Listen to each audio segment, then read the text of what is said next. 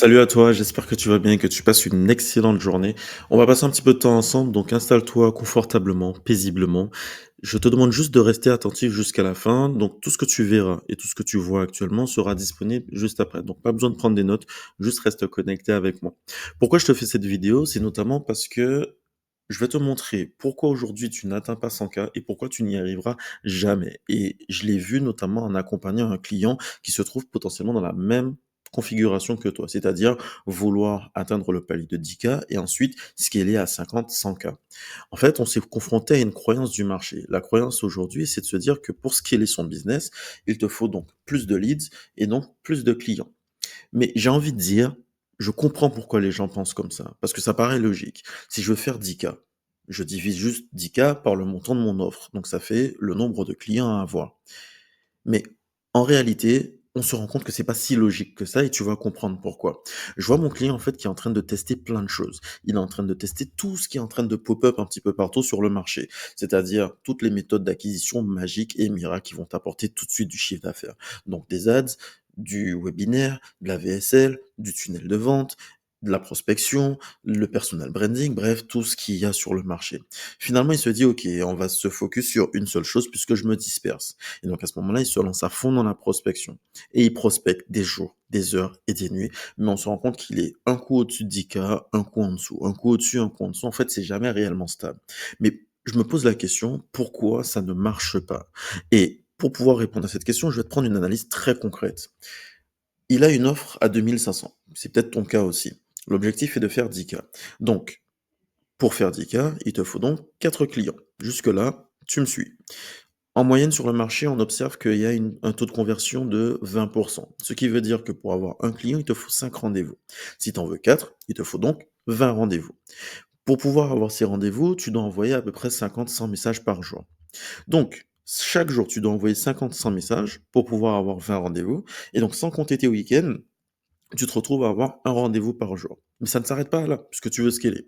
Donc tu veux aller vers les 50-100K. Si on prend la croyance du marché qu'il faut faire plus de ce qui fonctionne, donc tu dois faire 5 fois plus, puisque tu veux 5 fois plus de chiffre d'affaires. Donc ton objectif est de faire 50K, toujours avec ton offre de 2500. Il ne te faut donc plus 4 clients pour pouvoir atteindre ce résultat, il t'en faut 20. Tu as toujours un taux de conversion qui est de 20%, et là, tu obtiens donc un chiffre de 100 rendez-vous par mois. Et donc, on fait 5 fois plus de messages, donc 250 à 500 messages par jour. Ce n'est pas tenable. À quel moment tu prends le temps d'envoyer 250 à 500 messages par jour? Déjà, Instagram ne te permettra même pas de pouvoir le faire. Mais tu dois faire 250, 500 messages par jour. Tu dois faire 100 rendez-vous par mois. Et à ce côté de ça, tu dois délivrer tes clients, tu dois créer du contenu, peut-être faire ta comptabilité et éventuellement, je ne sais pas si ça t'intéresse, mais avoir une vie perso. Et à quel moment tu fais tout ça? Et donc, mon client, il me répond comme n'importe qui me répondrait, ça se trouve, tu y as pensé. Bah, c'est simple, on va prendre un setter pour pouvoir envoyer les messages, on va prendre un closer pour pouvoir prendre les rendez-vous et pour la délivrabilité, on va prendre des coachs. C'est logique. Oui, jusque-là, c'est logique. Mais tu vas comprendre pourquoi ça l'est pas réellement. Moi, tout ce que je vois, c'est que concrètement, ta marge, elle est en train de baisser, baisser, baisser. Tu payes un setter pour une offre à 2500, un setter, un closer et un coach. Ton offre, on va dire qu'elle est sur 3 mois. Le premier mois, ça veut dire que tu vas avoir 20 clients. Partons sur un objectif de 100K, puisque c'est l'objectif de scaling. Le premier mois, tu as 40 clients.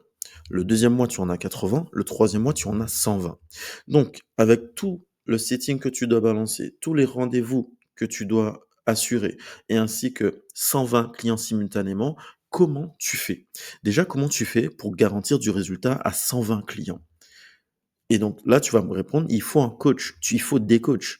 Et donc, tu as payé 7 heures, closer, coach pour pouvoir assurer un chiffre d'affaires de 100K. Mais en fait, tu te rends compte que tu rentres dans un cercle vicieux parce que tu vas faire des gros efforts d'acquisition et une faible marge. Tu as payé un setter, un closer et un coach. Donc, ta marge, elle diminue.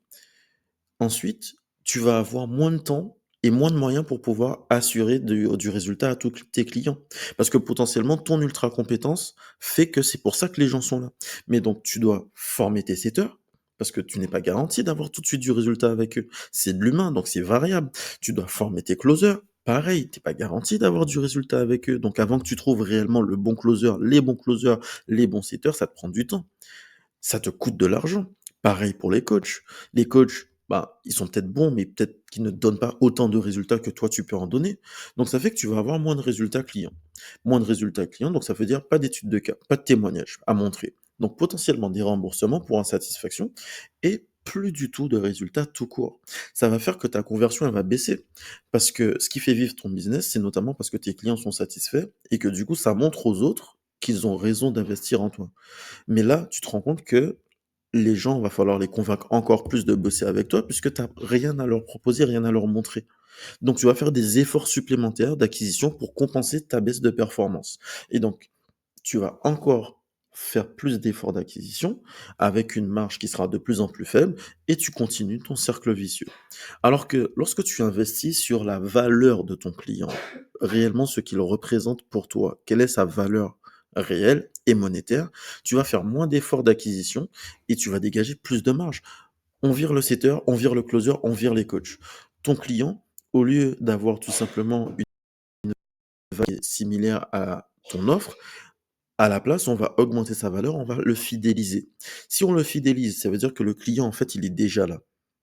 Il a pas besoin d'être allé récupérer ailleurs, pas besoin d'aller chercher un setter ou un closer, pas besoin de le coacher par quelqu'un d'autre, c'est avec toi. Tu le fidélises, donc ça veut dire qu'il reste avec toi. Tu lui demandes juste, au vu du résultat que tu as eu et de ta satisfaction, est-ce que tu as envie de continuer avec moi? Il te dit oui. Bah, tu pas de payer setter, tu pas de payer de closer et tu pas de payer de coach. Donc si tu augmentes ta marge. Donc si tu augmentes ta marge et en plus la satisfaction, ça fait quoi? Tu as plus de résultats clients. Tu as un modèle beaucoup plus scalable et tu pourras investir dessus. Tes clients, ils ont plus de résultats, plus de témoignages, plus d'études de cas à montrer, plus de satisfaction. Donc tu as des upsells et de la recommandation. Ce qui fait que les gens en face, ton audience, elle va se rendre compte que investir chez toi est une garantie de résultat. Ce qui fait que tu vas faire moins d'efforts d'acquisition pour une meilleure performance, donc retour sur investissement plus conséquent. Parce qu'au final, sur un modèle où tu n'auras pas de setter, pas de closer, pas de coach, mais par contre tu as plus de satisfaction, plus d'études de cas, à ce moment-là, lorsque tu voudras investir en acquisition, là, ça sera exponentiel parce que la valeur de ton client sera décuplée. Donc c'est pour ça aujourd'hui que beaucoup stagnent et tu es dans ce cercle vicieux. En fait, tout simplement, repartons de la base. C'est quoi l'objectif d'une entreprise? J'ai demandé à ChatGPT. Il te dit, l'objectif d'une entreprise est généralement de créer de la valeur pour ses parties prenantes, les clients, employés, actionnaires, la société en général. Cet objectif peut se décliner de plusieurs manières. Le premier objectif, c'est de réaliser un profit. Et réaliser un profit, c'est pour assurer la pérennité et sa croissance. Une entreprise doit générer des bénéfices en vendant des produits ou services qui répondent à un besoin ou une demande. On ne te parle pas de générer du chiffre d'affaires, on te parle de générer du bénéfice. Et ça veut dire quoi réaliser un profit pour une entreprise? Ça veut dire quoi générer du bénéfice? Ça veut dire que pour chaque euro investi, toi, tu veux récupérer un maximum d'argent. Pour cela, quoi de mieux en fait que de fidéliser? Pourquoi je te dis ça? Prenons tout simplement la définition de la fidélisation. La fidélisation, quand tu tapes sur internet, on te dit que c'est une stratégie déployée par un acteur servant à augmenter la fréquence et les montants de revenus générés par sa clientèle. La fidélisation de la clientèle est également un moyen de préserver, voire gagner des parts de marché, car l'effort est minimal par rapport au coût de conquête. Ça, c'est la définition qu'on te donne de la fidélisation. Maintenant, quand tu regardes des études menées sur cet aspect, tu te rends compte que acquérir un nouveau client te coûte 6 à 7 fois plus cher que d'en fidéliser un.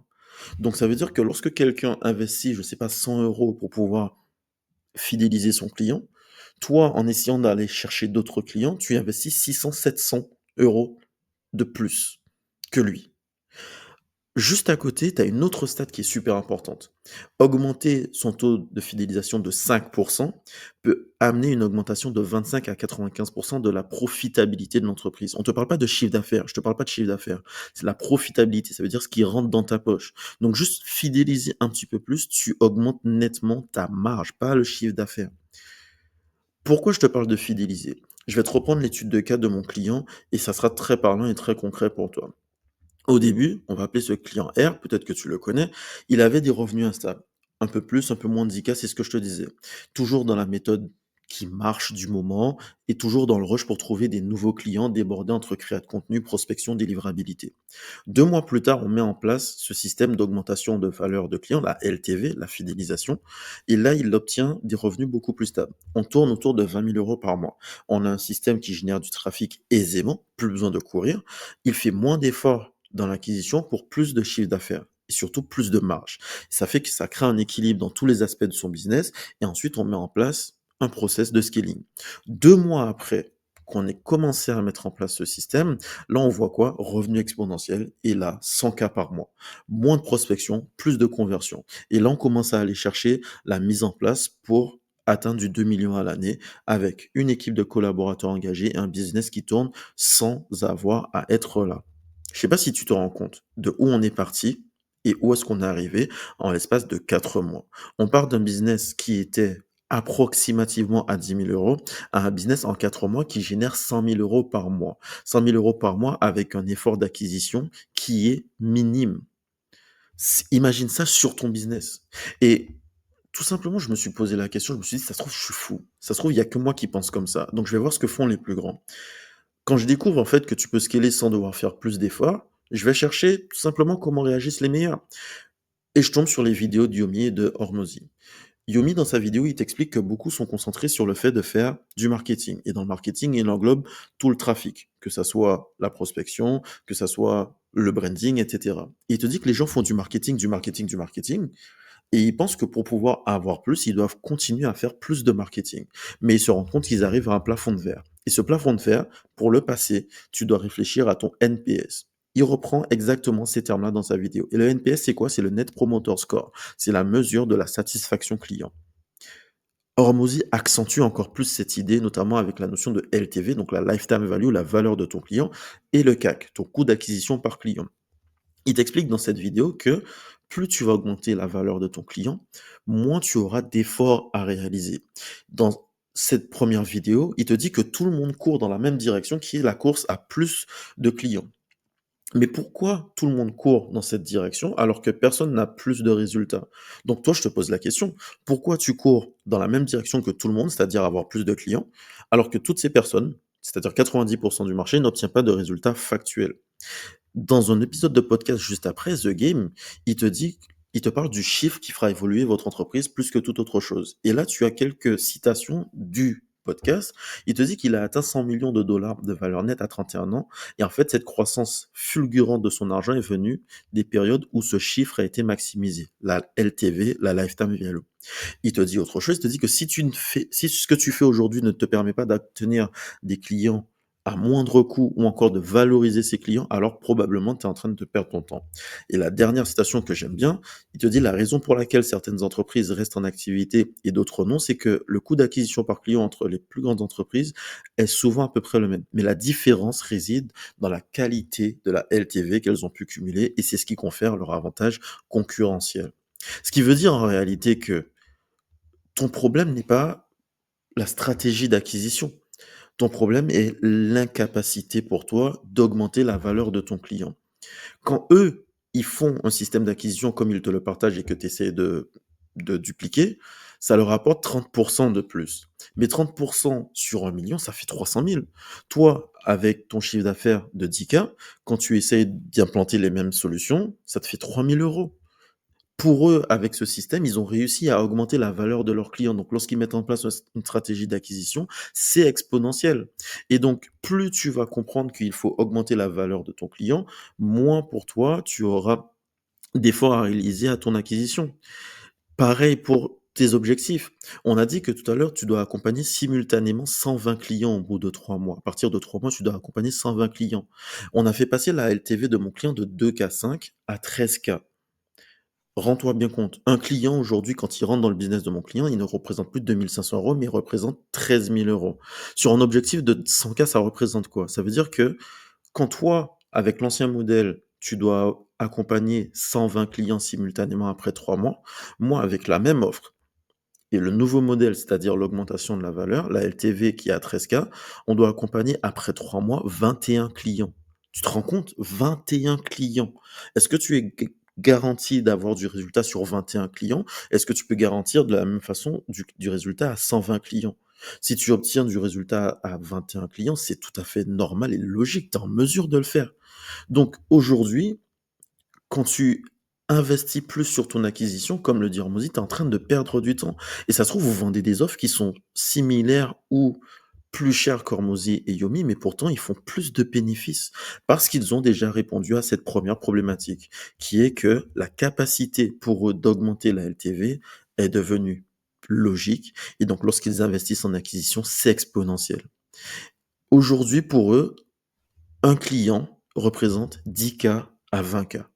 La valeur d'un client, c'est 10K à 20K. Quand vous, aujourd'hui, votre objectif, c'est d'avoir 10K à 20K en général. Donc, pour cette raison, le fait de vouloir faire 100K en utilisant cet ancien modèle ne vous mènera tout simplement à rien parce que vous allez surtout dépenser du temps et de l'argent, mais ça va pas vous mener à une stabilité, une croissance exponentielle. Bref, tu vas me demander comment fidéliser, comment faire tout ça, comment faire 100K aisément comme les autres le font.